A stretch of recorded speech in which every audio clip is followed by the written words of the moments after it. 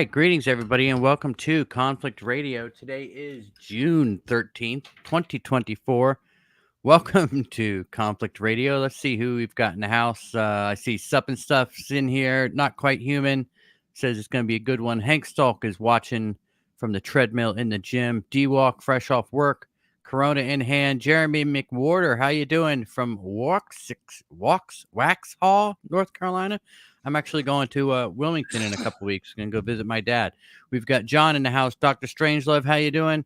And he says he's in Decatur. You're not in Decatur, Alabama, are you? Anyway, we want to welcome everybody on Twitter who's joining us live as well. That's something we're doing. I don't really have any followers there, but I'm streaming live there anyway. So if you're on Twitter or X or whatever they call it now, come on over there and give us a shout out. Let's see here. Jeremy Warder, you got it right. Okay. So today we have got Todd Wilcox with us. And the funny thing is that I did a really good job getting the link pulled up in time. But then for some reason, as the show started, I decided to just close that browser for some reason. And I don't have it here. So just give me a quick second and I'm going to pull that up. Todd, how are you doing today?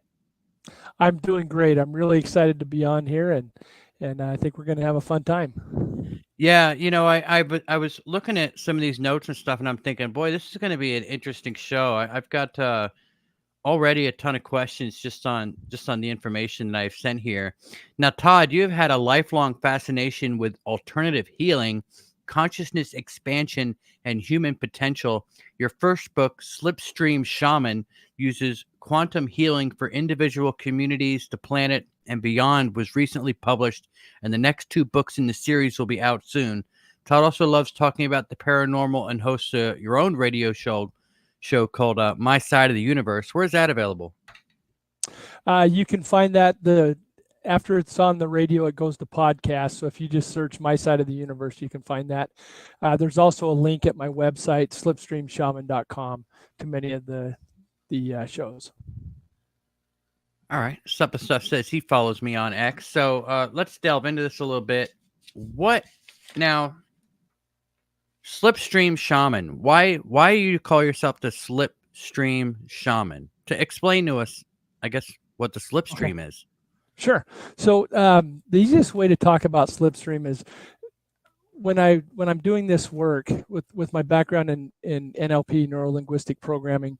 One of my early mentors said that if you can help somebody in 10 steps, why don't you start looking for a way to do it in 8 steps? Always look for a faster way to get to the result you want. Finding, without taking shortcuts, of course, but sometimes there's just fluff and filler. And Slipstream to me is just the most efficient, clean way to do something. And so when we're talking about a slipstream, what I want you to do is think about you're driving on the freeway and you're going 65 miles an hour. A semi passes you doing 75. And as it goes past you, it pushes you off to the side. And then once it gets past, it sucks you back over where you were and maybe even towards that lane. You're starting to feel that slipstream. You get in behind that diesel, and now you're going 75 miles an hour, but you notice that your tachometer is actually lower than it was. So you're going faster than you were before, using less energy. And that's where the slipstream comes in. I want people to be able to get help, to help themselves and do it fast, and to really, just move it along quickly. And that's where slipstream is. All right, so it's kind of like the NASCAR draft, I guess, if you absolutely think about it from that perspective. Exactly. Mm-hmm. Okay, so quantum healing. What exactly do you mean when you say quantum healing? You're talking about frequency? Yeah, it's all about frequency. And so you're in a place with shamanism, you're in a place of energy and spirit when you're doing this work. And so you're working with frequency, you're working with energy. And that's where the whole quantum part comes in. You're making changes in a place that's not physical. It's just that higher place. It's spirit and energy where you can really get into that deep change. And the nice part about that is that I don't have to be right next to you to work with you, or you can actually listen.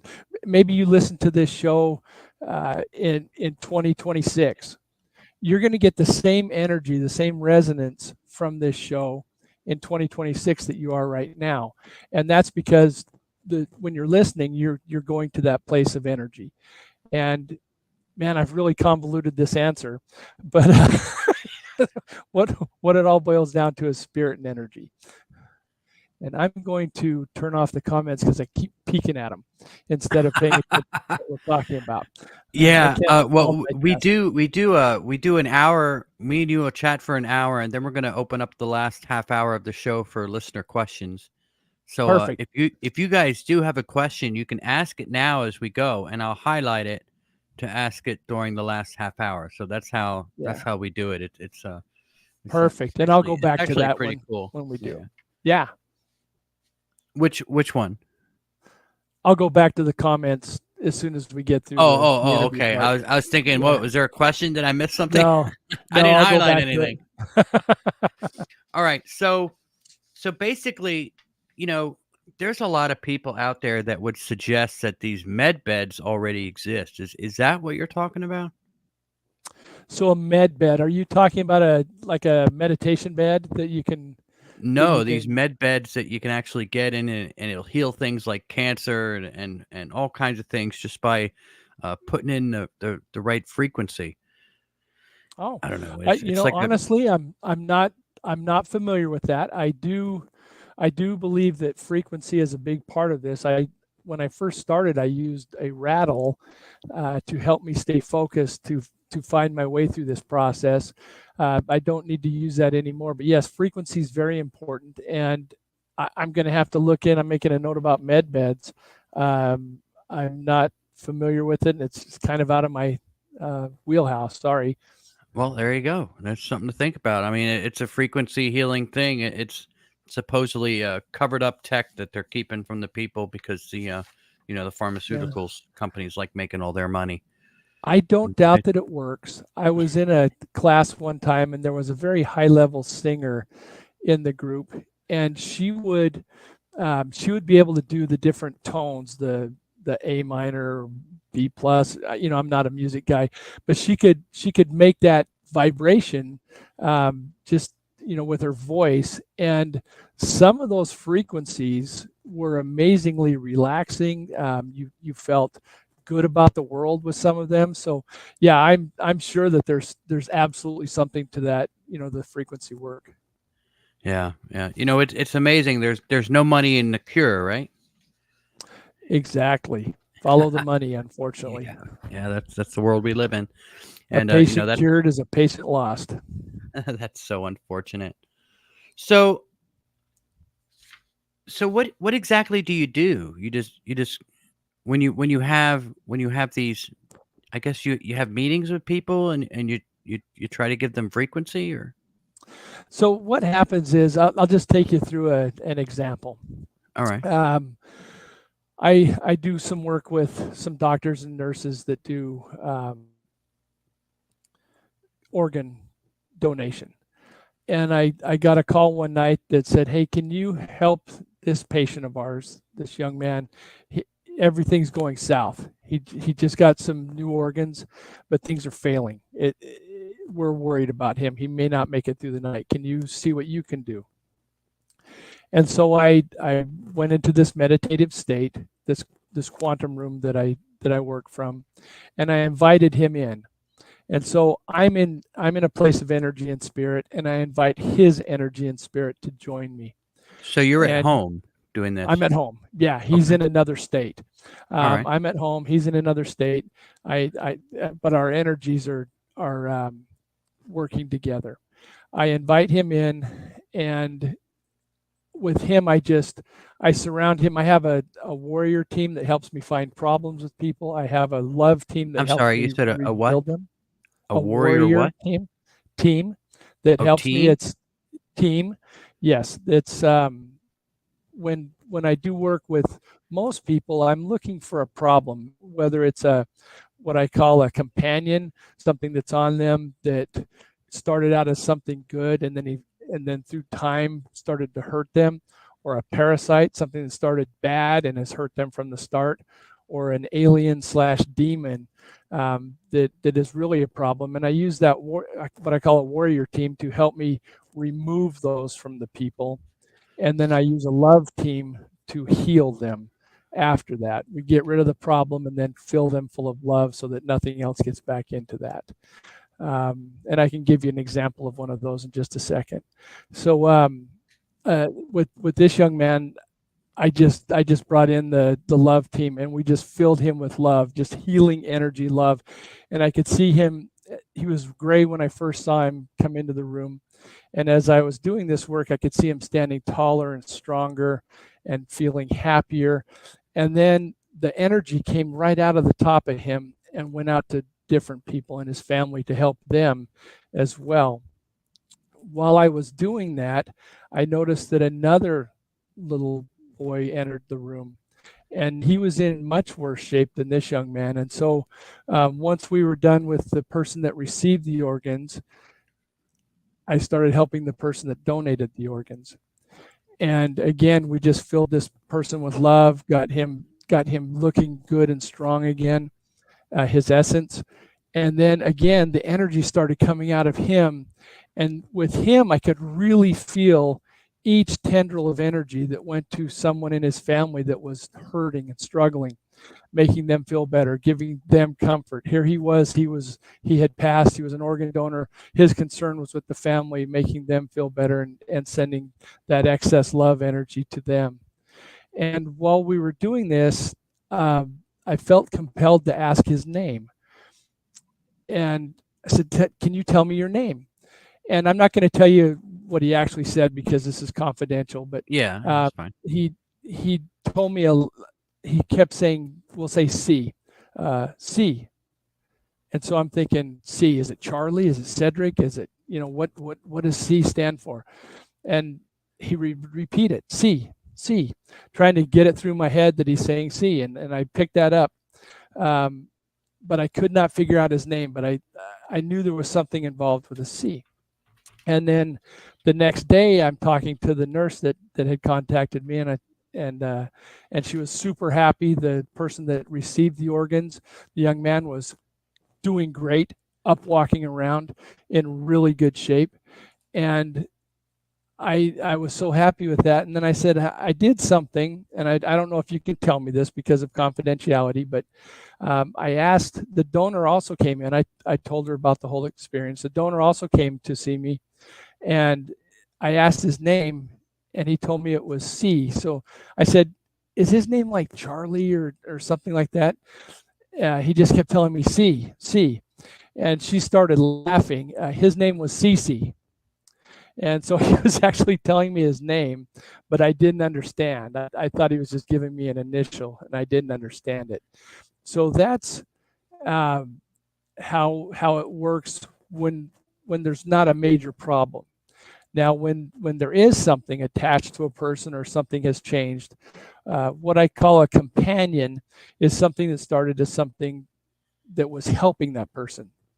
Through the years, it became something that held them back. As an example, if you're a little kid and you're wrestling with your siblings or your friends, and you see that the wrestlers on TV have those armbands, they've got ribbons tied on their biceps, and you hurt your arm, and you think, well, maybe if I tie one of those ribbons around my bicep, it won't hurt anymore, like the wrestlers. And so you tie that on, and all of a sudden you do feel better. That works great for now. Works great for an hour. What about a week from now? What if it's still on a month from now, a year from now, 5 years, 10 years, 20 years? What's it doing to that arm? And that's what companions do. We had something go on that was trying to help us. Possibly, another example is a little kid's getting in trouble, the dad's yelling at him, and the best thing they can think of is just to shrink up and be quiet. Well, that works good to get out of that situation. But what happens when you're in some kind of situation at school? Is that going to help you? In high school? Probably not. In college? Definitely not. In work, if you're in some kind of conflict and you just shrink down. So something that helped you at one time becomes a hindrance in the future. That's a companion. And what I do to help people with that is the warrior team. It started off with mostly dogs, and dogs that I had in the past.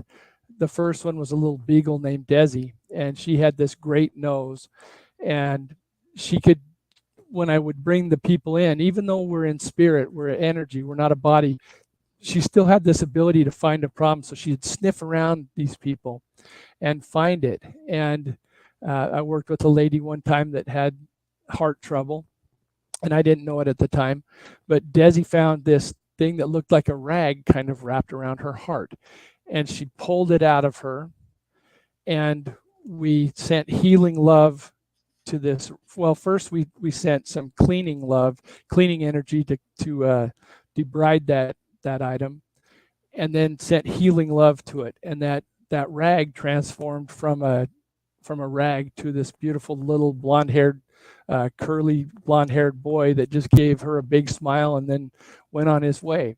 So that energy had returned to its state, and I don't know if it was an actual boy, but that's how the energy represented itself. When it was damaged, it looked like a rag. When it was healed, it looked like a little boy smiling. I told her about it about a week later, and she said, well, I do have heart trouble. I'm on medicine. It's getting worse, and I'm probably going to have to get more medicine, and we don't know where it'll go after that. The nice part is, when she went to that next doctor visit, he said, you know what, things are stable. Let's leave the medicine where we're at. The doctor did.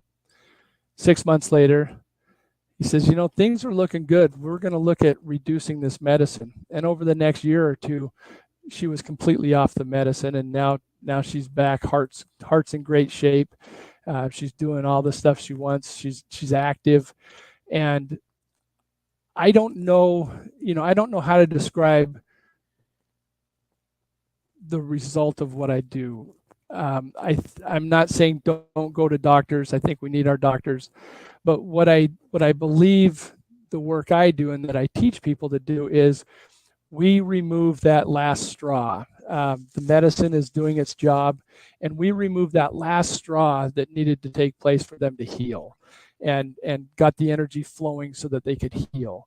And that's where we come in. That's where I come in, and the people that I teach. And so that's what the warrior team started out as something that we were going to do at badly haunted establishments to help cleanse the house, but it turned into a team that helps me help people, and then the love team follows.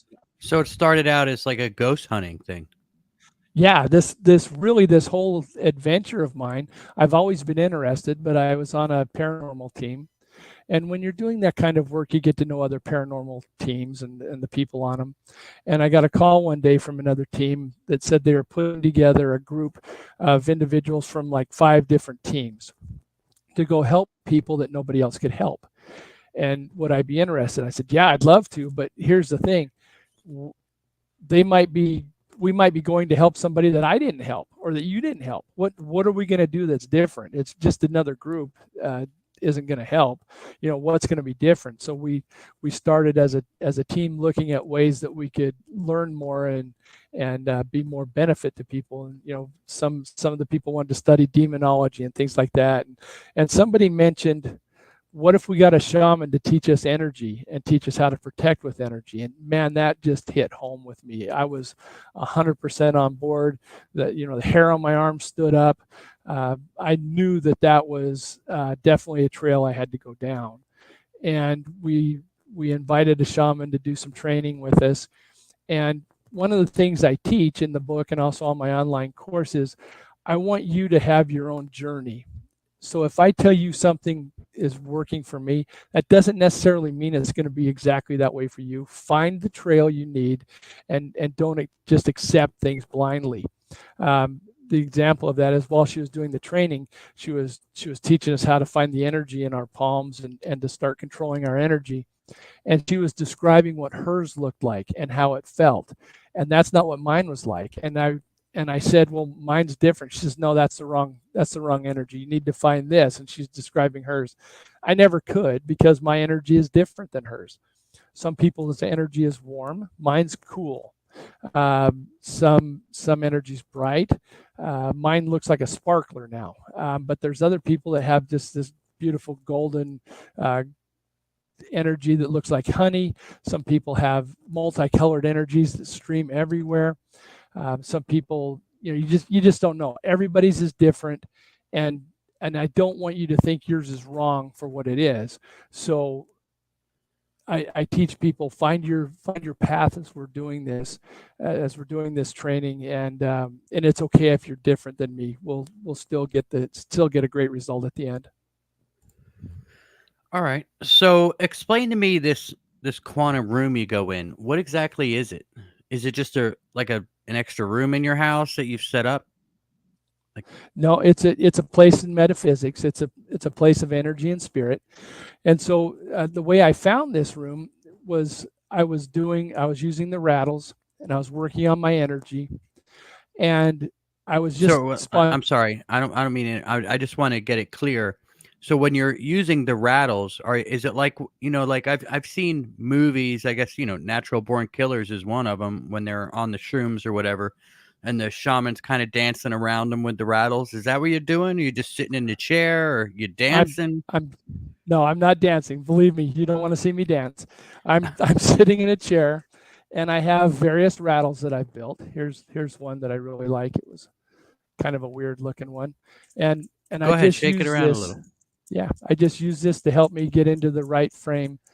And I really don't use them anymore. I just like it. My granddaughter loves the rattle, and when we talk on Zoom, we both rattle. I made her a rattle, several rattles, and we rattle back and forth. So yeah, that's all I'm doing. I'm just doing this, and it's helping me stay focused. I have a lot going on in here, and that. So you're kind of really astro traveling. Right. Yes. Yeah. I'm in a different place. Time runs different when I'm in that quantum room.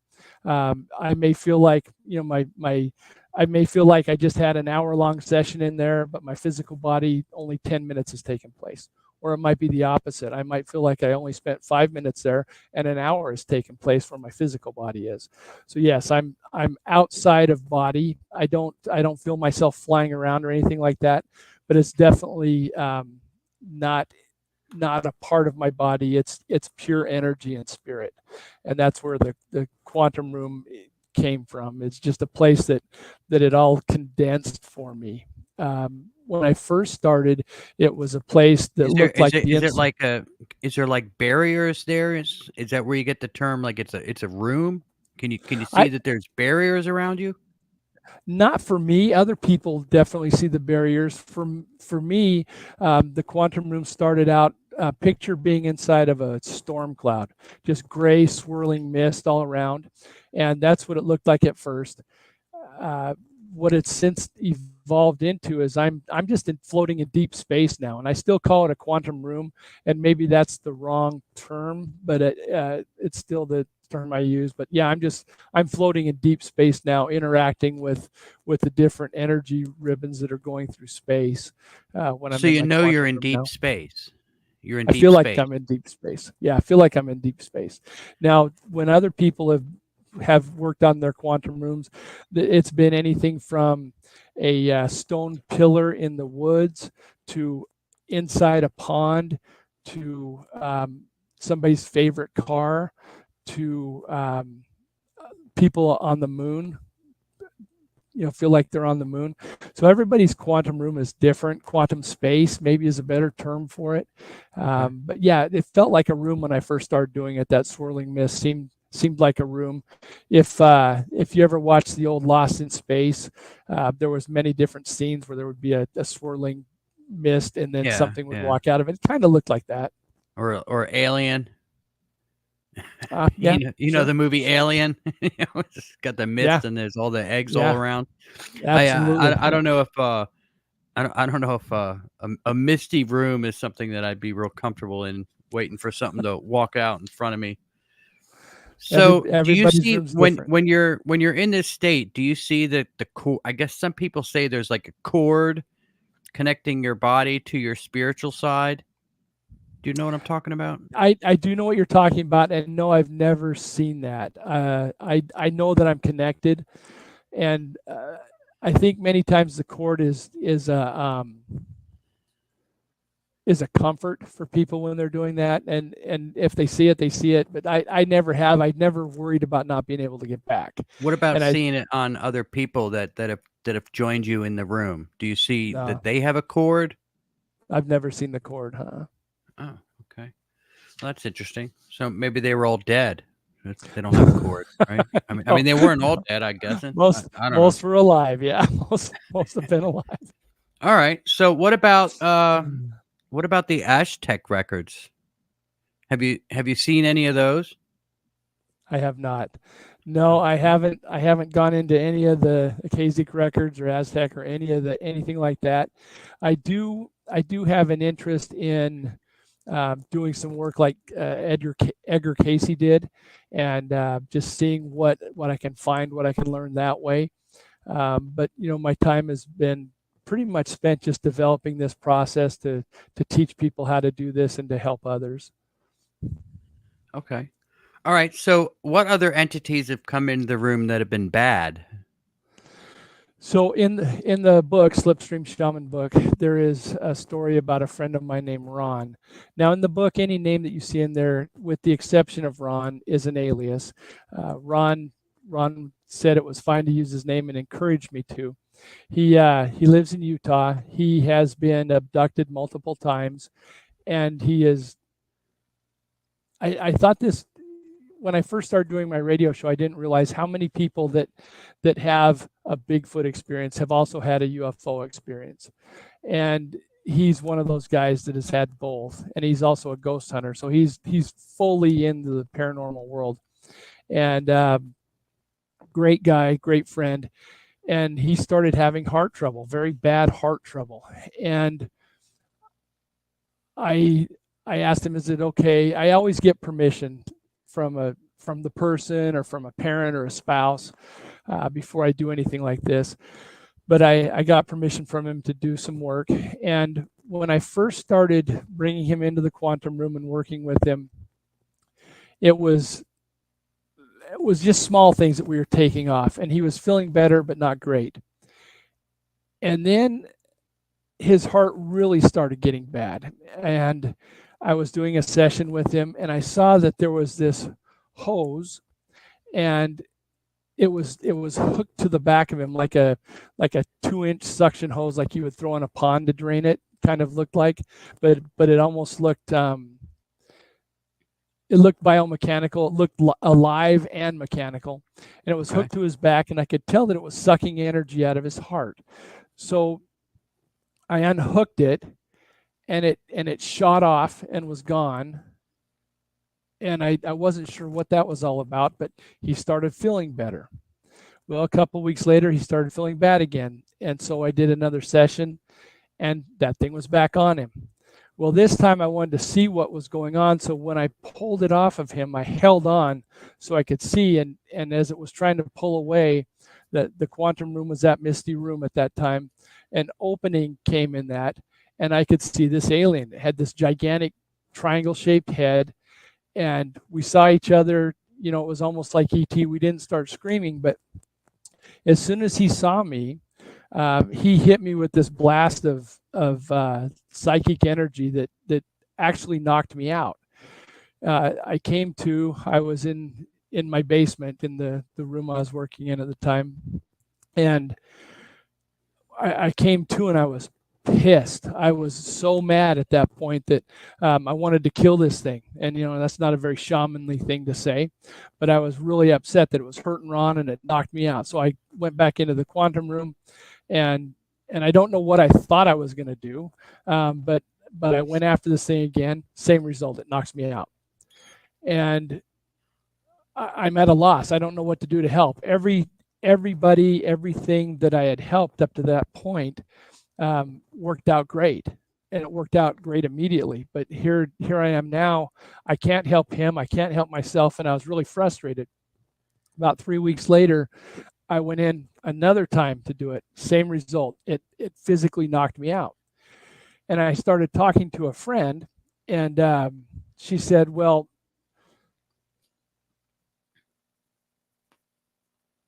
excuse me. That's all right. You want to grab a I'm really drink of sorry about water or that. I couldn't something? catch I the could second chat one. a minute here. She said, Justin, well, hey, Marine, you talk about this love team. How about instead of trying to fight this thing, you just send it love and see if that takes care of it?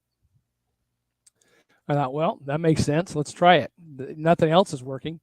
So I went back in, I got Ron, and I brought in the love team, and they just surrounded me, and just all this love energy was pumping through me, and I really had like this buildup of energy, of love energy.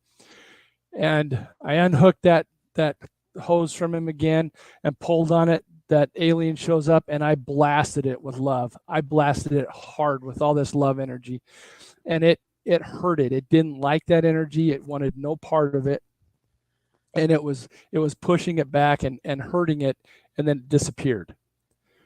Well, Ron was much better for about 6 months after that. I'm sorry, what did it look like? What did the And alien look I like? thought that we had taken care of it, and I thought maybe, well, if I just make sure Ron's covered with this love energy, he'll be okay. And I thought everything was good, and then things started going bad again. Can you hear me? So I brought Ron into the quantum room, found that tube, and this time I decided I had to do something completely different. I don't So think he instead can of hear me. pulling on the tube immediately, I sat down next to him, and I asked my highest level spirit guides to come help me and to guide me and to tell me what to do so that I could help Ron. And they came to me, and they were talking, and I don't remember what they were telling me at this part of it, but as they were talking to me, I could feel myself changing. The essence, my energy essence that was in the quantum room started getting big, like when David Banner turns into the Hulk and his arms start getting big and everything's getting big. And that was happening to me, to my essence. I could feel myself in that room just getting huge and strong. And once I was at those gigantic proportions like the Hulk,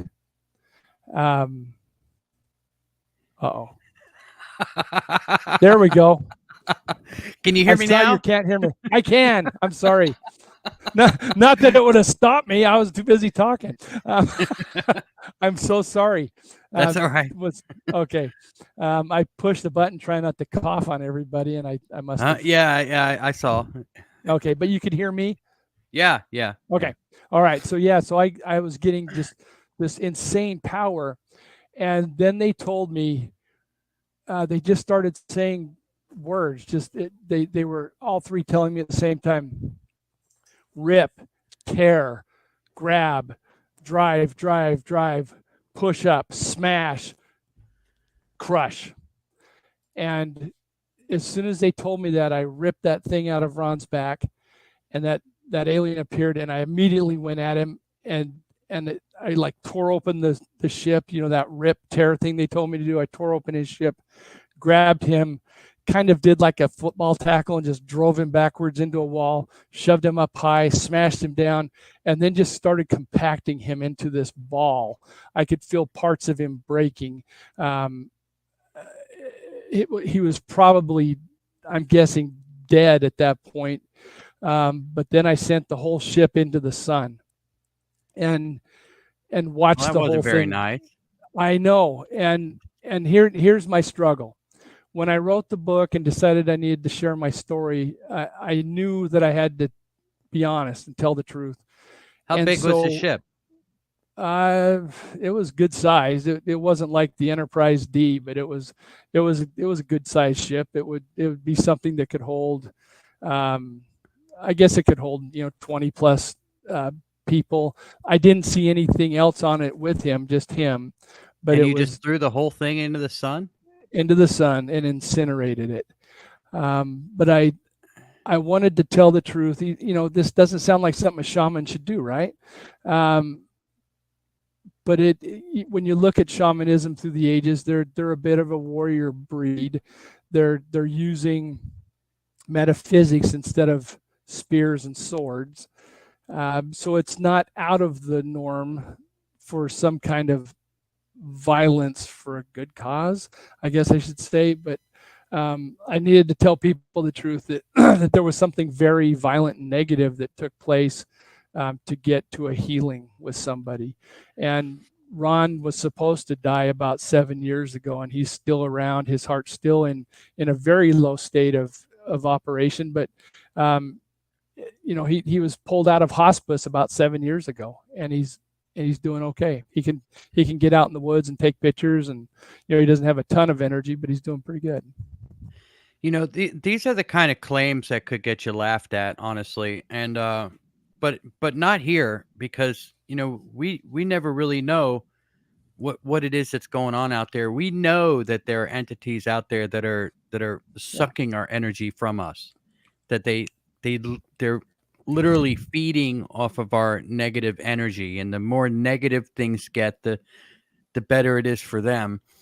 Let's try Yeah. it. Why I try to stay so positive in my everyday life, because it if you get these entities around you that are negativity suckers, and everybody has had them at some point, I think, in and out of their lives, and they're not always that easy to get rid of.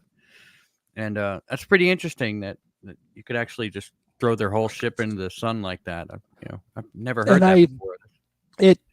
It was a struggle for me to share that, to be honest. Yeah. Sorry, I'm losing my voice. Go ahead, drink up. I didn't want to come across badly that way, but I really felt like I had to be honest and share the truth, so I did. And yes, it probably does get me laughed at. I know I get funny looks from people, and that's okay. This isn't for everybody. And I'm not trying to make it for everybody, but I want it perfect for the people that it resonates with. So there's people listening right now that this resonates with. And I would encourage you to take some kind of action, get some kind of training, do some meditation, whatever the case may be. If what we're talking about makes sense, look into things like this for yourself. Do you think that there are different timelines all existing at the same time? That's the way I feel like it works. And I don't know exactly how it looks, but I feel like time is not this linear thing that we perceive it as. I think it's all happening at once. When people talk about past lives, future lives, I think the lives are happening concurrently. So it's not really a past that we're working with. I think it's all happening. I don't know if at once is the right answer, but certainly. Yeah, I don't think. I can't understand. I think people think of time as a line, whereas I like to think of time as kind of a wave that's going up and down. As it goes through. So if you're actually traveling through time, you can only kind of go where the wave is.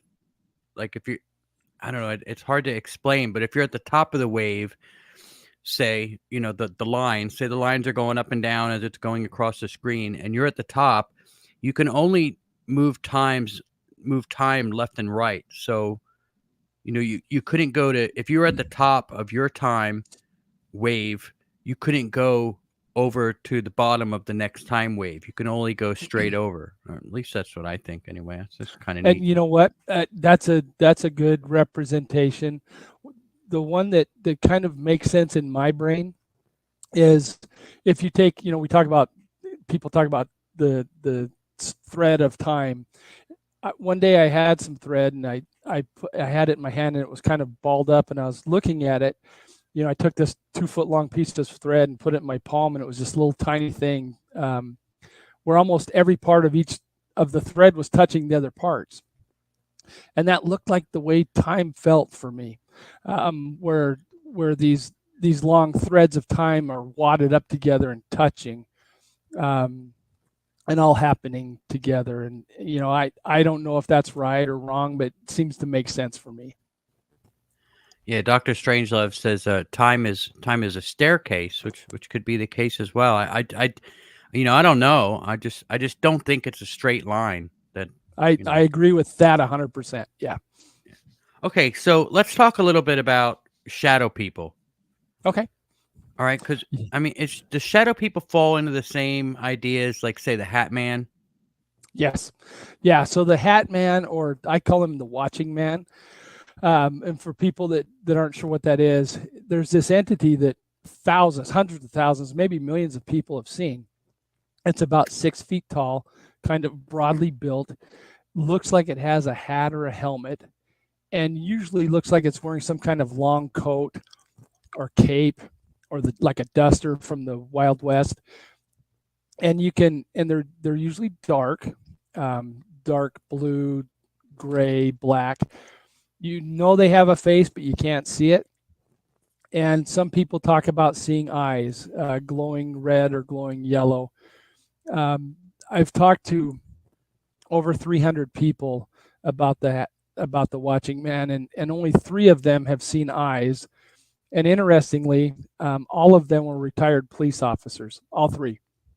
Everybody else just saw this entity. They weren't afraid of it. They were not. They didn't want to run. They were just curious about why it was there. Sure, you're startled when you see it. When you see something like that looking at you from the foot of your bed when you wake up, you're startled. But they have this feeling that it's just there to watch them, and it's curious about what's going on. One of my favorite things that somebody told me, a friend of mine, we were talking about it, and he said he was laying in bed and he wakes up, and at the foot of the bed was this watching man. And as he was looking at it, it started walking towards him, walking through the bed, through his body, until it walked behind him. And now it's basically in the wall. And as soon as it was behind him, he said his perspective changed from where he was going to look up and see it to where he was actually looking down at his own body. He somehow was inside of this thing. And he heard the words, "I am you." And he's under the impression that this is himself, possibly in his life review after death, viewing that night for some reason, which is kind of an interesting take on it. My first time that I saw these things, I was in my basement as a little boy. I had one of those plastic horses that had the springs, 2 springs in front, 2 springs in back, and you could ride it. And I was a big fan of Westerns, so I was down there just riding it like a maniac in our basement, and noticed that there was 12 of these things standing around watching me. I'm like 3.5, 4 years old. I wasn't afraid. I didn't think they were going to hurt me. I just remember thinking, well, that's different. I'm surprised these guys are here. But they just watched me, and every time I've seen them since, they've just been watching. So I don't, I've only talked to 3 people that thought they were bad, but for the most part, people have a decent response to them that I've talked to. Uh-huh. All right. Okay. So what do you think they are exactly? So that's a great question. Are they time travelers? They might be time travelers. Are they a part of us? Are they us in our life review? I thought that was when my friend told me that. I thought, man, that really makes some sense. So possibly it's something like that. Maybe they're an alien. When I first started thinking about them, and this was in my early 20s, I assumed they were ghosts. I don't feel like they're ghosts. I don't feel like they're anything that's going to hurt us. I wonder sometimes if they are our future watching us, if they are a time traveler that can see us, and sometimes we see them, but not always. Or if they are maybe even some type of alien that's watching us for some reason. All right. I wish I could tell you something that would help ratings, that they're mean and they're going to get you, but I just, that hasn't been my experience. Have there been any entities that you've come across that have been good? That have been good, that are smarter, that are more advanced than us? You know what I'm talking about? Yes. Anything, like the Octorians or something? So this is going to sound funny, but when I was working on animal spirit guides, the one that came to me was a female Bigfoot, and the interactions that I've had with this entity, this guide, have been incredibly positive. I don't think that Bigfoot is just a wild animal living in the woods. I'm not sure exactly what they are, but I think they might be something that's even more evolved than we are, and that are able to step outside of our dimension.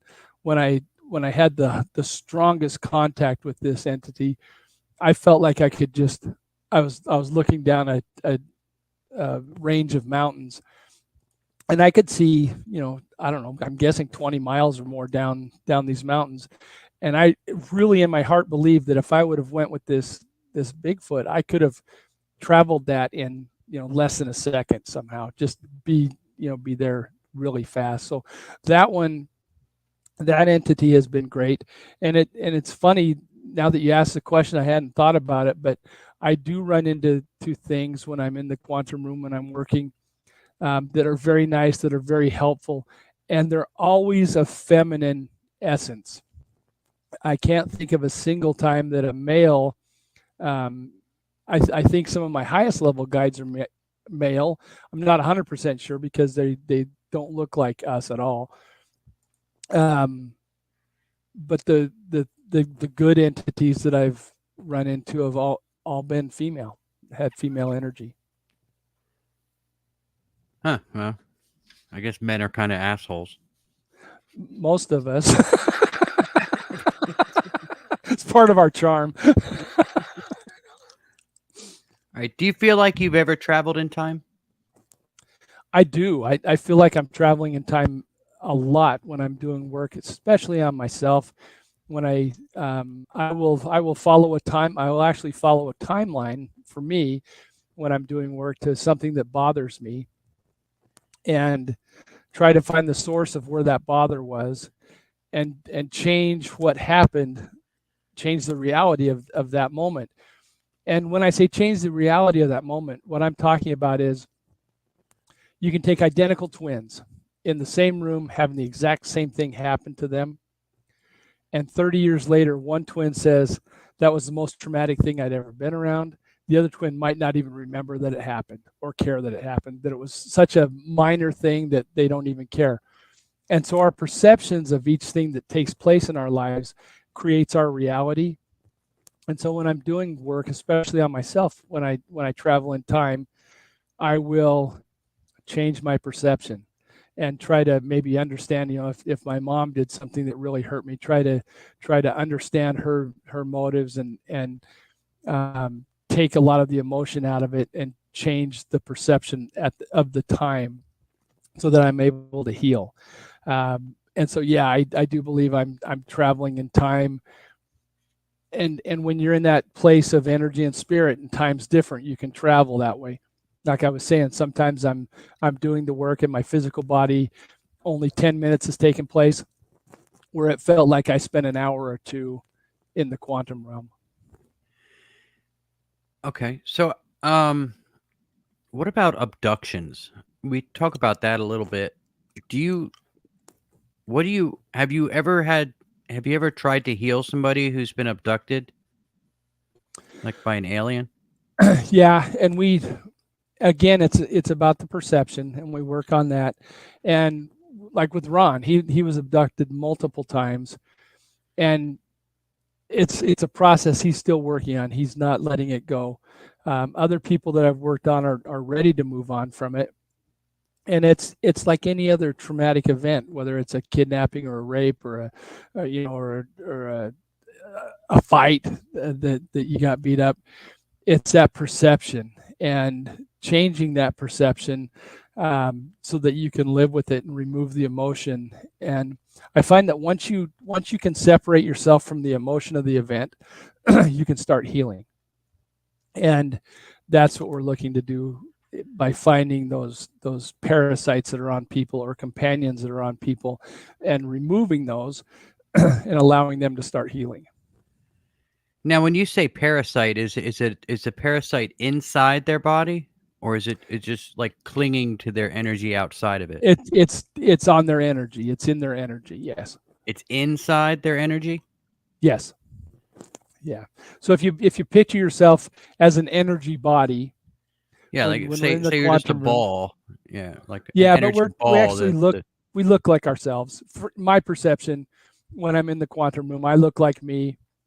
The people I bring in look like them, but we're both of us are energy and spirit at that time. But we look. My perception is we look human at the time, and so we are removing things off their body that are causing their energy problems. And some are companions that started out good, some are parasites that started bad, and some are those weird alien slash demon things like that thing that had Ron. But they're sitting on the body. They're not inside. Well, no, yeah, they're inside.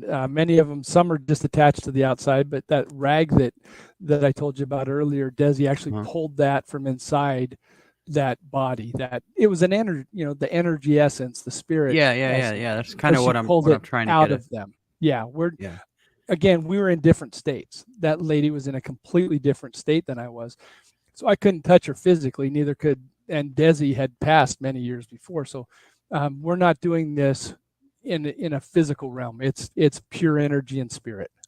Yeah. Okay. All right. Well, that's interesting, man. So what would you say is is a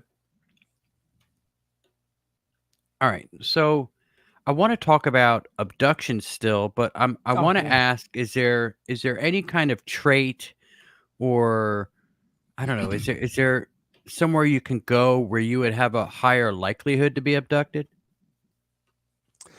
That it's funny. Um, I drove in the middle of nowhere for a number of years at night. Middle of the night, I'm out driving, and I was always watching the skies. And when I first had my radio show, I was always when I was talking to the guests, I was telling them, what I'm trying to do is put myself in a place where I can get abducted, and when I do, I'm going to commandeer the ship and go do whatever I want. And I'd laugh and laugh, and these people that had been abducted that I was saying that to would say, Todd, no, you won't, and you need to stop. You need to stop making light of this. But in my mind, I really thought I could just take over a ship, and I talked to a guy I had on the show, Dr. David Jacobs, who's done a lot of hypnosis regression on hundreds, not hundreds, but probably 10,000 regressions on people, and the, the abductions take place everywhere: downtown Manhattan, um, Siberia, at sea. Um, there's no place that I know of that's better than another. There might be some hotbeds, but I don't know of them. But just because you're in a city in a high rise doesn't mean it's not going to happen or couldn't happen. So um, yeah, it happens everywhere. I had an experience because I was making fun of the abductions. I was traveling one time and stopped at one of those little, I love those little L-shaped motels that are on the old roads that used to have, sometimes they still have a swimming pool, but most of the swimming pools have been filled in the front of it, but there's only like 12 rooms. I like staying at those. And I was at one of these in the middle of nowhere. I look out the little window and back, and this window's like, I don't know, 12 inches high and about 2 feet wide. I look at it and there's just kind of garbage back there. There's abandoned vehicles. There's some washers, dryers, refrigerators, things like that. It's just kind of a junkyard looking thing back there. And I laid down, I'm watching TV, finally go to sleep. A little while later, I'm woken up and the whole back wall is gone. It's just disappeared. It's clear. I can look right out at all that junk. And multiple alien species are walking into the room. There's 7 feet tall grays. There's some medium sized ones. There's some very short ones. There's a thing that looked like a tumbleweed. There's an insect looking alien. There was multiple aliens in there. And they made me get out of bed. They all stood around me, and they weren't talking. I didn't see any mouths move, but I could hear their voices, and they were telling me to stop it. I'm not funny. I'm making fun of what they're doing. I'm making fun of the people by doing this, and that I am nowhere near capable of taking over a ship. And they were proving this to me because I couldn't walk away. I couldn't get away if I wanted. They were proving how how little I could do. And then they told me, you're going to stop making fun of this. And to reinforce this, you're going to be very sick for the next 3 days. So get comfortable. And then I watched them all leave. They had me lay back down. I watched them all go out the wall, the empty spot in the empty wall. Then the wall was back in place. I fell asleep, woke up early in the morning, unbelievably sick. I was so sick for 3 days.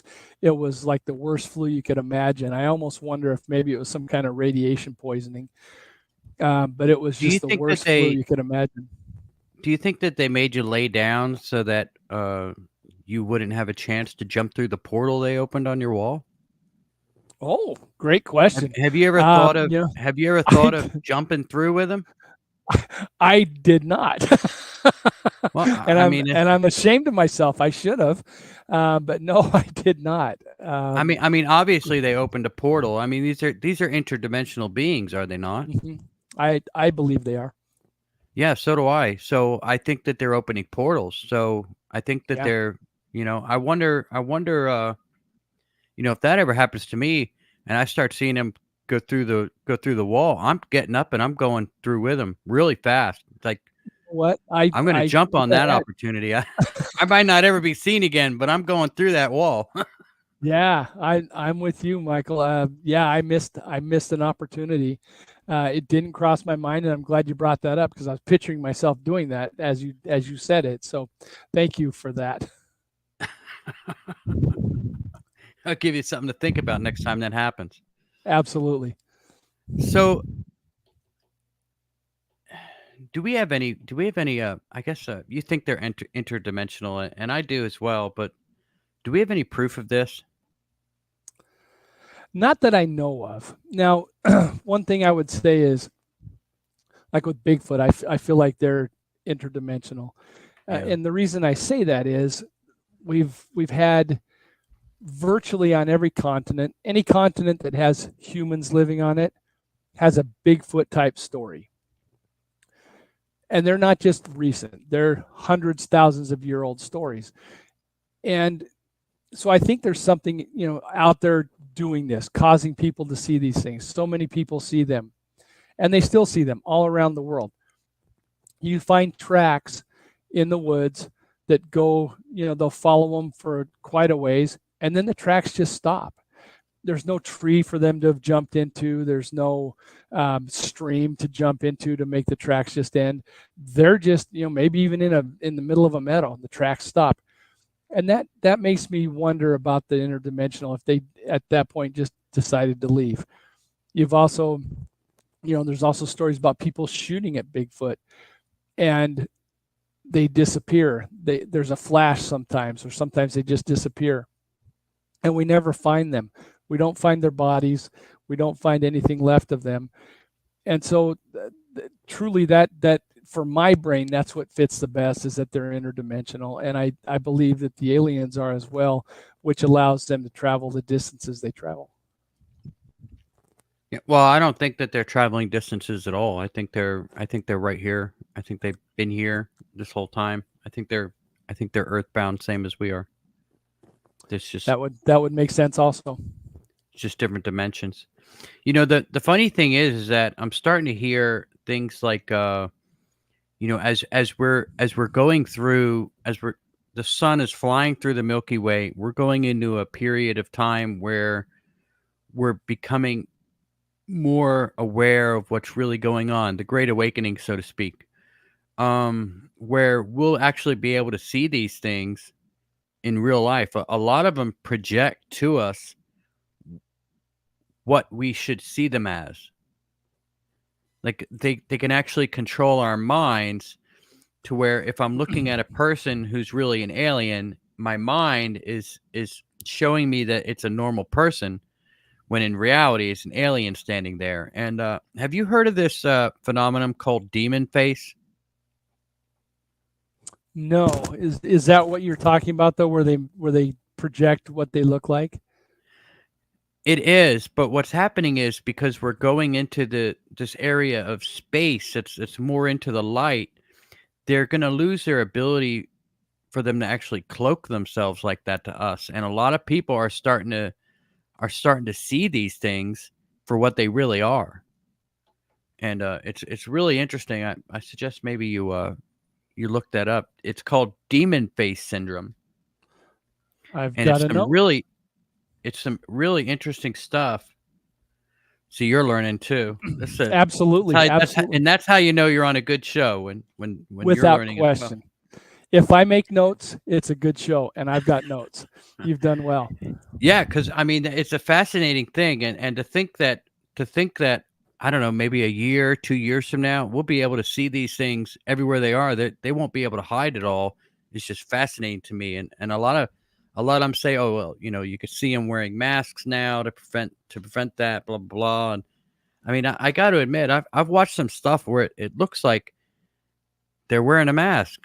Like some of these politicians or whatnot, you can literally see the mask falling off of their face as they're talking it. And you know, I we live in such a strange world and such a strange time, and there's so much we don't know about what's really going on that it's all just so fascinating, isn't it? Absolutely, and truly, nothing would surprise me. Not just with them doing human faces, but it's very common when you talk to abductees that they all of a sudden after the abduction they start seeing owls. They start having deer show up at their house. So they find deer. They think that they have deer inside their house. And as we talk and as they work through it, that many times they end up believing, you know what, that was probably not a deer that was in my house, it was an alien, because they didn't know how it got in or how it got out, but there was a deer or an owl. Those seem to be the two things that happen the most. I'm going to have to look at the demon face part of it, but yeah, I do know Oh, that, it's that it's animals are used fascinating. a They're lot. saying it's a new. They're already trying to cover their tracks with it, calling it a disorder, and that there's something wrong with your brain if you see people if some people look like they're demons. It's a new Yeah. disorder that's literally just come out. It's crazy to think like all these new things, like sudden adult death syndrome that's happening, right? Like, come on, we all know what's really going on. All right. So J. Paul here says, and I thought this was interesting. He says, everything that has or will happen is all taking place. When we see glimpses of these dimensions, we are seeing a slice of what we call time bleeding through to an extent we can see or experience. Yeah, I think that's very well said. Good job, Jay Paul. I think that a lot of that is going on where Yeah. we see those things. And many times I wonder if haunted places aren't what you just described. What I would love to see is us being able to look at dimension and time all at once. And uh, what I picture is a team of ghost hunters in our dimension and a team of ghost hunters in another dimension, and they're talking to each other through a thin part of the dimension, thinking that they're talking to ghosts, when in reality they're talking to another ghost hunting group. Yeah. He says that the same UFO that they saw 1,000 years ago is the same one we see now. Traveling space is in essence time traveling. And that's an interesting way of looking at it. I mean, it could be. Who knows? I agree. Yeah, I think it does. I don't think that we have any idea what space actually is. No, and that's one of the fun things about what I do is I love it when people call themselves a ghost expert or a paranormal expert. We really don't know anything about it. We're just scratching the surface about what all this stuff is, and it's a stretch to call ourselves an expert. I think we can call ourselves a scholar. We can call ourselves a somebody that has a high interest, but when we start talking about being an expert in these things, it's so far above where we are. We don't understand time. We certainly don't understand time. So even just to describe time, there's no expert in that. They have theories, but that's about the best. Yeah. I was putting up here, Not Quite Human says we had a white owl try to get into that house the other morning. Really odd. Well, there you go. It might not have even been an owl. Yeah, Not Quite and Human. I'm not quite sure why owls are so popular, but yes, many, many, many abductees That speak just of might seeing be. It might be owls. easy. That just might be something that's easy for them to do. Yeah, and it You it know. might be close to what they actually look like, so it's an easy transition to give us that look. Yeah, yeah. It's like it's their rookie card. I All like right. that. So all right guys, so we are on the last 25 minutes or so. If you have any questions, go ahead and shoot it. If you're listening on Twitter, I think if you just comment on the video, comment on the link there where the video is playing, I'll be able to see on StreamYard here what you're asking. So don't be afraid to comment if you're listening on Twitter. I see we've got some people over there listening as well. John says owls are bad luck. And I do have some comments starred, but I don't have many, guys. So if you got questions, go ahead and ask away. Justin says, Conflict Radio and Todd, such interesting guests. I may not believe what some guests say on any high strangeness radio show or podcast, but I love listening to their stories. I mean, I've seen crazy stuff, so I can't disbelieve what the guests say either. And that's really, I highlighted, it's not a question, but I highlighted it to bring up here and show. I thought that was a really great comment. So, And that's wonderful. And I love that your audience is open to new things. And yeah, I don't have proof. I can't give you hard evidence about these things. I can just share my story, and I do it from a place of truth, and I hope that resonates. all right, alpha male, that's funny. Says I once saw a giant shadow spider. So I would imagine that there are shadow bugs and things out there. Could be. A giant shadow spider is terrifying. Just watching small spiders, their ability to move and jump and do things, I can't imagine. If there, I was thinking about this the other day. If there were spiders the size of a Rottweiler, we'd be done. Um, those things would clean the earth of all humans. So the giant shadow spider is pretty terrifying. All right. What is love energy? So that is the energy it's the biggest energy that I find. It's the energy that holds everything together, and it when I see this energy and feel it, it's just the word that comes to mind. So I have healing energy, which can burn and cleanse, but the love energy just fills you up. It recharges your cells. It helps you at a molecular level. It helps you at a spiritual level. It's really that energy that we all seek to be in. Okay. Davy Jones Locker wants to know, have you ever done psychedelics with your work? I have not, but I am very interested in trying psilocybin. I don't know if I'm ready to pull the trigger on LSD, but I have this real connection with mycelium, the network of mushrooms. And I'm in Oregon right now, and there's the largest living thing on the planet is about 3 hours from me, and it's a gigantic mushroom, and I really want to go there someday and just open up the ground till I get to that mycelium level and just lay on it and see if I can make some kind of connection. And I think there's something to the psilocybin and possibly LSD. We know that people have great changes when they drink ayahuasca. Of course, I don't like to throw up, so I'm not going to try it. But the psychedelics do tend to put you in a much stronger altered state than even a great meditation would. Yeah, I don't like throwing up either, but sometimes you just drink a little too much. It happens. It happens. Yeah. As I've gotten older, it hasn't happened as much. It's funny, you learn where your limits are when you get older.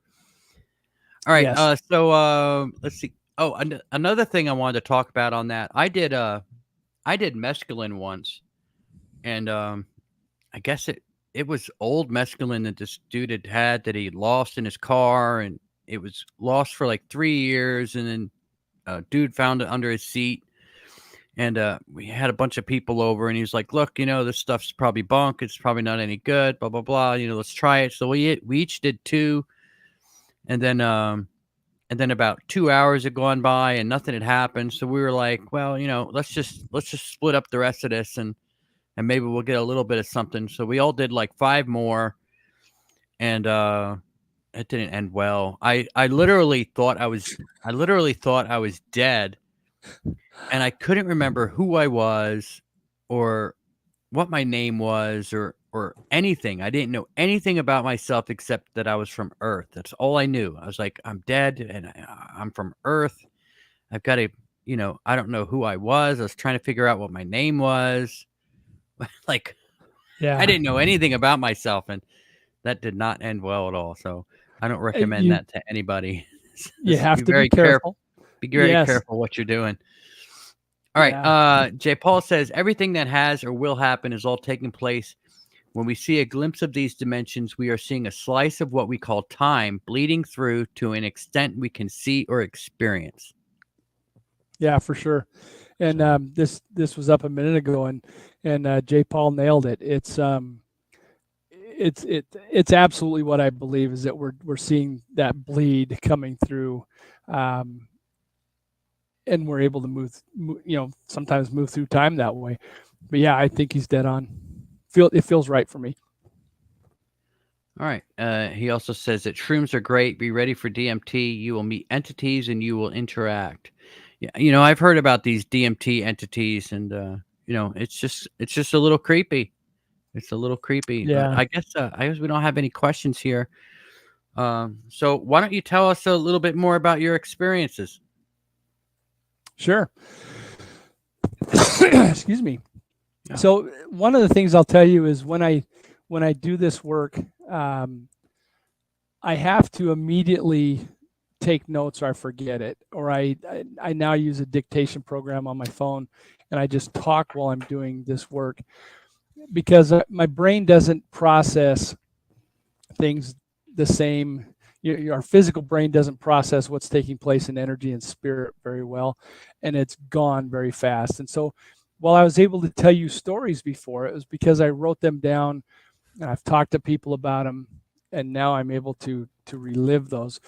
But most of the time when I work with somebody, it's just gone immediately. So as you're doing meditation, what I would encourage everybody to do is have either a notepad or a dictation app, or maybe even somebody to write down what you're experiencing so that you can review it later, because you will forget. When you're in a deep place, you miss out on a bunch of it.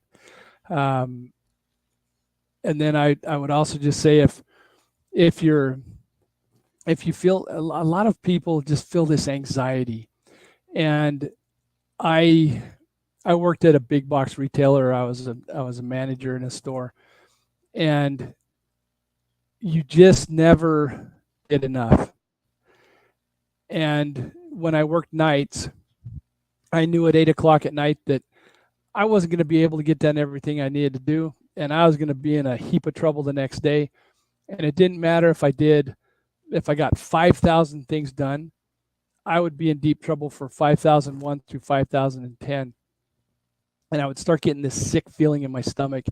And even now, after being gone from that place for about 10 years, I'll look at the clock sometimes at 8:30 at night and get that same that PTSD feeling. And what I found is, if I use the meditation, if I go to the quantum room and just follow my energy, I can get through that much better. And if I don't, I will be up all night. I'll be having nightmares about that place. And so, for people that are feeling that anxiety, there's a lot of anxiety right now. I would encourage meditation and also grounding. What I've been finding is that even if I'm not able to get my feet on the dirt, as long as when I'm in that deep state of meditation in my quantum room, if I picture myself grounding to the earth, like tendrils coming out of my feet and just grabbing the earth, that I feel that negative discharge leave me, and I stop feeling the way I did. And, do you have any idea about plants? Do they have their own consciousness? Yeah, I believe so. I believe everything that's alive has a consciousness. I don't know what level their consciousness is. the more I do this, the more I want to start moving maybe towards a vegetarian diet, so that I'm not taking place in something dying so that I can live. But even as I say that, I'm thinking about all the plants that are going to die so that I can live, and it's bothersome to me that something has to die for me to live constantly. And yeah, I do believe plants do, and we see that when we talk to our plants, they're healthier. We treat them nice, they're healthier. So yeah, I think there's a consciousness. I think they pick up on our energy, and we pick up on theirs. There's places I've been. You go to those atriums that have a lot of plants, and it's just a really nice feeling when you're in there. You get into the deep woods, very nice calming feeling. You get those negative ions, and you feel good in there. So yeah, I believe plants have some kind of sentience, and that Yeah, they're alive and they're interacting. I've been doing research on, and this might sound stupid, fungus Mm-hmm. and mushrooms, and Yep. there's so much. They're so intelligent.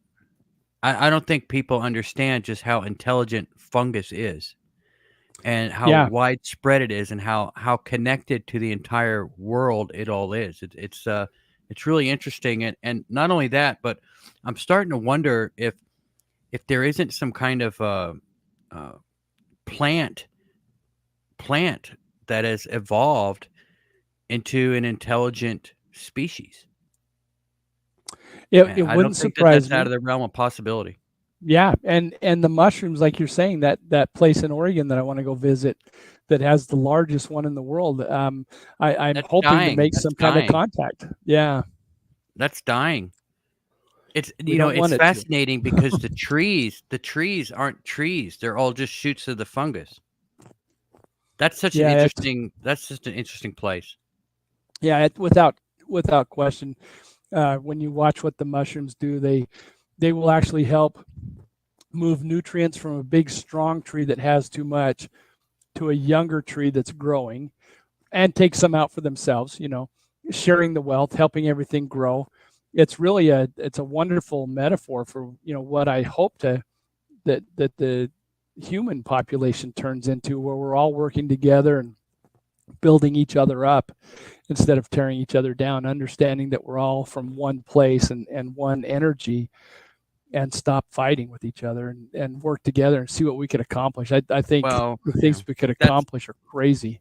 Our divisions are all by design, and I think that that's what we're ascending to, a point where we're actually going to figure it out, who these people are that are purposely dividing the planet. We're not supposed to live like this. This is ridiculous, the way we're living I today. agree. I talk to people that are working 80 hours a week, 2 full-time jobs, and they're not making enough to even just cover their basic expenses. And this is ridiculous. I mean, the entire Yeah. world just needs to be like, you know what? We're done. We're not gonna do this anymore. We're gonna go home. We're gonna stay home until y'all are fucking broke. And that's what we should do. Yeah, something needs to Unfortunately, change. they're not gonna do that. Yeah. All right, so As you I can do tell. have Oh, yeah, I go do ahead. have some more questions here that have come up. So Sure. let's hop on that. I guess we got about 10 Yeah, minutes left. So sure. Jumper DCS World says, what do sound frequencies have to do with time and space? So, I'm not sure how to put that into context with time, but sound frequencies for me help me to focus. And when I'm in my new quantum space, out in deep space, I hear different frequencies. I can see energy rivers. I don't know how to explain it any better than that, but I can see ribbons of energy coming towards me, and they all have their own sound. And I'm sure it's just because of the vibrational state, whatever hertz they're running at, for that energy. So um, I'm not sure exactly how to answer that question, other than for me, frequencies, rhythms help me stay focused. Frequencies, when you're looking at different brain waves, certainly help me with meditation. Um, and then just everything has its own sound. I think every one of us has a sound coming out of it that we don't hear, but our frequency, we each have our own frequency that we're running off of. All right. Not quite human says. So are the aliens related to demons? Do they work together? Do they work for the same master? Now, I would like to chime in here for a second and say that I would imagine that some aliens are working with demons and some aren't. I mean, it's just Yeah. what's your take on that? I think you're right, and I think through the ages, what we called demons 300 years ago were probably aliens, and we just have a better definition now. I think they're two different things. Um, a demon to me is something that's never been alive. Now I'm not a theologian, so I don't know if this is Well, accurate, but technically, I think technically the Bible says a demon is the soul of a Nephilim. okay. So, and that again may be the case. I've just always thought of something that has never had a place on Earth, um, that they're just evil and negative, where aliens certainly can be negative and horrible, but I think there's also some great ones out there. And my guides, my highest level guides, I don't know how to describe them. Two of them I can't even see fully because I'm not in phase with them. I can hear them, we interact, but I don't know what they actually look like because they're like flashing so fast. The other one is a definite alien that's been great for me. So there's wonderful alien entities out there, and there's also bad ones, and the bad ones could be demons. Okay. I'm looking at the questions here. Davy Jones Locker is the same question. What does Sasquatch have to do with all of this? And I think So we talked about that a little earlier. yeah, so for me, Sasquatch is a very big part, and with the radio show I had and just my interest, anytime I heard somebody might have been abducted or seen Sasquatch, I'm always talking to them, even if it's not in an interview form. But so many people have had both. They've they've had some kind of alien abduction, alien interaction, and many times when that's happening, there's something that looks like Bigfoot. And it's also not uncommon for you find a place that has a hot area of UFO activity, and you find out that there's a lot of Bigfoot activity there as well. So I don't know exactly the tie-in, but I've talked to many people that when they have been on the different alien ships, they have seen Sasquatch interacting as part of the crew. All right. Have you ever talked to a fallen angel or come across one? Not that I know of. What about? I Go ahead. I could have, but nothing that stood out as thinking that was a fallen angel. I don't think so. That alien that I killed could have been, but it didn't register that in my head. But it certainly could have been. All right. What about Jesus? Have you tried connecting with Jesus? I have not, and Why not? uh, I guess the organized religion has never resonated with me. I'm so happy that it brings people peace, and that they love being a part of religion, and they pray to Jesus and everything, and the different deities. But for whatever reason, I've tried, and it just doesn't resonate with me. Yeah, but there is a difference between organized religion and the Bible, say. Most likely, and I just You know, haven't found my way there yet. And I think the honestly, Catholic Church is just the Roman Empire. yeah, I to be honest with you, I may have thought that Jesus was too high of an entity for me to interact with, but maybe I better reach out and Why see what not? happens. What's the worst that could happen? I think Try to get Mary or yeah, Joseph or any of these old. What about Joan of yeah. Arc? Have you ever tried reaching out to any of these popular figures from the past? I have not. There's there is a number of authors that I would love to do that with, and I'm probably going to kill all my credibility, but I would love to be able to interact with Rodney Dangerfield. I feel like I missed out by not being able to talk to him. But yeah, I now that you say that, I really need to spend some time thinking about quality people in the past that I should reach out to, and Jesus is certainly one of them. And the teachings would lead me to believe that he's not too big and too important to talk to me. That he'd probably spend some time with me. So I think I'm glad you asked that question, and it's something I need to look into. Yeah, why not? Give it a go. Absolutely. Give it a shot. All right, man. You want to? Hey, you know what? There is actually a question we ask all our guests, and I'm going to get a hard time if I don't ask. So, you ready? Okay. Absolutely. Do you know who Corn Pop is? Corn Pop. I do not. I'm embarrassed to tell you I don't. Who's Corn Pop? Corn Pop is a bad dude. And he's dead now, so maybe you should try reaching out and see if you can get Corn Pop. My audience would love it if you could come back to Conflict Radio after talking to Corn Pop and tell us what Corn Pop has to say about all this. You have to write that down. It has something to do with Biden.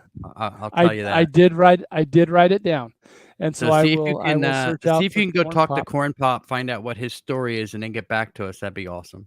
I would love it, Michael. I would love to be on again. This has been fun. You're a wonderful host. All right. Why don't you tell everybody where they can find you? Sure. So my website is slipstreamshaman.com, and you can if you're interested in what I do and you would like the book, here's a picture of it. You can order it through slipstreamshaman.com, or you can go right to Amazon and search slipstreamshaman.com. And I also have an online course to teach people the work I do. That's myslipstreamshaman.com. And unfortunately, the link on my website right now doesn't take you there. So you'll have to do the HTTPS thing and myslipstreamshaman.com to get to that. Okay, and the link is down in the description box below. Everybody, check that out. I do want to hit up Dr. Strangelove here with his comment. He's a big supporter of our channel, so I know he's a little late, but I'm going to throw this out there. He wants to know if there's any chance Cain is a Bigfoot. God put a mark. I have talked to many people that are involved with Bible study, and Cain comes up, as well as Job. There's a lot of people that believe either or both of them could be Bigfoot. All right, guys, that's going to do it for us. Make sure to like and subscribe to the channel if you haven't already. Make sure to hit the notification bell. You'll get notified whenever we go live. Follow me over on X, because I don't have many followers over there, and I feel like I'm talking to nobody a lot of the time. We just we never did anything, but I think we had a Facebook page, but I don't really go to Facebook anymore because I don't know, I just don't. But I'm over on X now, so just look for Conflict Radio over on X. The link is also down in the description box below, so make sure to check that out. And Todd, hang on a second. We're gonna just hit our out. And man, thanks for coming on. What a great show. Absolutely. Thank you so much. It was a pleasure. All right, guys, we'll be back on Thursday next week with another guest. Like I said, follow me on Twitter and you'll know who that guest is. So Not Hardly Human says, great show.